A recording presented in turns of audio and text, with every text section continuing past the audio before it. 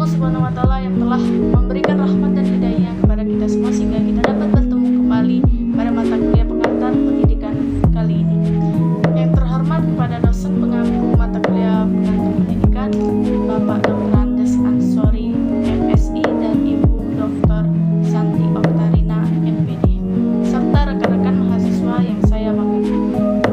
Pada kesempatan kali ini izinkan kami untuk memberikan sedikit penjelasan materi tentang aliran pendidikan empirisme dan nativisme. Sebelum memasuki materi, izinkan saya untuk memperkenalkan diri serta rekan-rekan saya. Saya Najla Salsabila sebagai moderator, kemudian Siti Roteni, Reviani, Sela Ramadan, Nisrina Nasya Nabila, Nova Elisa, Anissa Rahmalia, Sally Febrianti, Nur Fadila, serta Amanda Septia Prasasti. Selanjutnya kita akan memasuki materi yang akan disampaikan oleh Nur Fadila berupa pengertian empirisme, Siti Roteni berupa ciri-ciri empirisme, Nova Elisa berupa materi kelebihan dan kekurangan empirisme, kemudian Sally Febrianti serta Sela Ramadan untuk memberikan contoh empirisme, Reviani untuk memberikan materi berupa pengertian nativisme, Anissa Rahmalia untuk memberikan faktor-faktor perkembangan nativisme, Nashwa Nabila untuk memberikan tujuan nativisme, serta Amanda Septia yang akan memberikan materi contoh aliran nativisme. Kepada rekan-rekan dipersilakan.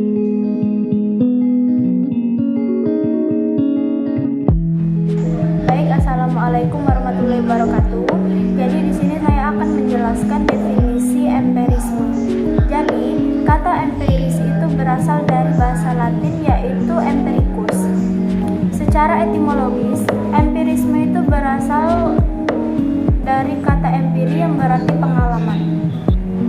Pokok pikiran yang dikemukakan oleh aliran ini menyatakan bahwa pengalaman adalah sumber pengetahuan, dan sedangkan pembawaan yang berupa bakat itu tidak diakuinya. Jadi empirisme ini merupakan suatu bentuk aliran di dalam ilmu filsafat yang menyatakan bahwa seluruh pengetahuan itu berasal dari pengalaman yang pernah atau telah dilakukan oleh manusia. Empirisme ini juga sebagai aliran yang menolak mengenai anggapan bahwa manusia itu sudah membawa fitrah pengetahuan di dalam dirinya pada saat dia dilahirkan. Baik, saya rasa sampai di sini penjelasan dari saya. Saya kembalikan kepada moderator. Baiklah, materi selanjutnya itu ciri-ciri aliran empirisme. Ciri-ciri aliran empirisme ini ada dua. Yang pertama, teori makna. Teori makna ini merupakan teori yang menyatakan mengenai suatu asal pengetahuan seperti asal usul, ide, dan juga konsep. Yang kedua yaitu teori pengetahuan. Teori pengetahuan ini merupakan teori yang menyatakan bahwa seluruh kebenaran itu berasal dari kebenaran a posteriori atau juga kebenaran yang diperoleh dengan melalui observasi. Itulah ciri-ciri dari aliran empirisme. Assalamualaikum warahmatullahi wabarakatuh. Perkenalkan, nama saya Nova Elisa. Saya di sini akan menyampaikan kelebihan dan kekurangan aliran empirisme. Kelebihan empirisme ini, pengalaman indera adalah sumber pengetahuan yang benar. Disebabkan karena fakta empiris ini mengedepankan fakta-fakta yang terjadi di lapangan. Kelemahan empirisme: 1. Indera terbatas, misalnya benda yang jauh itu kelihatan kecil. 2. Indera penipu, misal pada orang yang sakit malaria, gulanya itu rasanya pahit, udara panas juga dirasakan dingin. Hal tersebut akan menimbulkan pengetahuan empiris yang tentu salah. 3. Objek yang menipu, contohnya adalah seperti ilusi, fata morgana. Jadi, objek tersebut sebenarnya tidak sebagaimana yang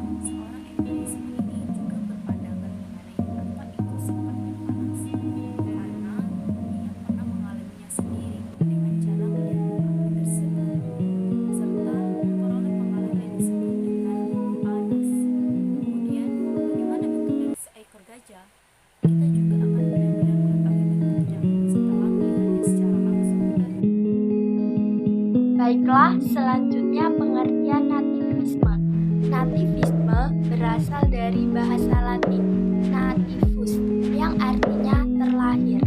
Salah satu tokoh aliran ini adalah Arthur Schopenhauer 1788 sampai 1860. Aliran nativisme menyatakan bahwa perkembangan seseorang merupakan produk dari pembawaan yang berupa bakat. Bakat yang merupakan dari pembawaan seseorang akan menentukan nasibnya. Aliran ini merupakan kebalikan dari aliran empirisme. Orang yang berbakat tidak baik akan tetap tidak baik, sehingga tidak perlu dididik untuk menjadi baik. Orang yang berbakat baik akan tetap baik dan tidak perlu dididik, karena ia tidak mungkin akan terjerumus menjadi tidak baik. Menurut jenis aliran nativisme ini, pendidikan tidak dapat mengubah sifat-sifat pembawaan. Dalam ilmu pendidikan, pandangan seperti ini disebut spesifisme pedagogis. Baiklah, di sini saya akan menjelaskan faktor-faktor perkembangan aliran nativisme. Faktor perkembangan manusia dalam teori nativisme. Yang pertama, faktor genetika adalah faktor gen dari kedua orang tua yang mendorong adanya bakat yang muncul dari anak tersebut. Contohnya, jika kedua orang tua penyanyi, maka anak itu memiliki bakat dalam menyanyi.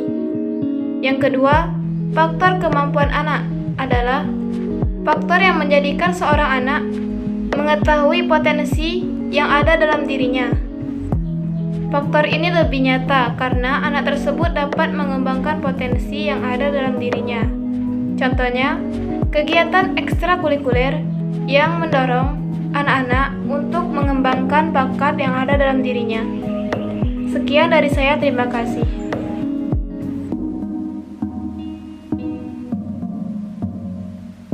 Saya Destination Nabila. Pada kali ini saya akan menjelaskan mengenai tujuan aliran nativisme. Dengan aliran nativisme, pendidikan dan pengembangan manusia mempunyai tujuan, yaitu yang pertama, mengembangkan bakat terpendam yang dimiliki.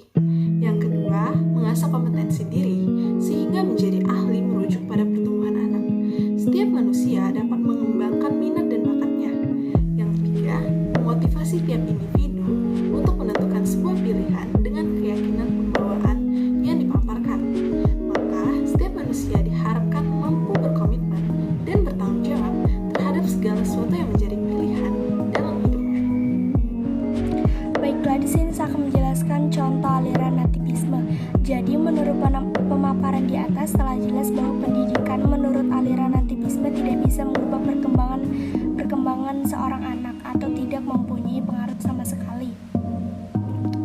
Menurut mereka, baik buruknya seorang anak itu ditentukan oleh pembawaannya sejak lahir, dan peran pendidikan di sini hanya sebatas mengembangkan bakatnya saja. Contohnya, seorang pemuda menengah sekolah mempunyai bakat 10 usik, walaupun orang tuanya selalu menasihati dan memarahinya untuk tetap belajar, tapi pikiran dan perasaannya tetap tertuju kepada 10 usik, dan dia akan tetap berbakat menjadi pemusik.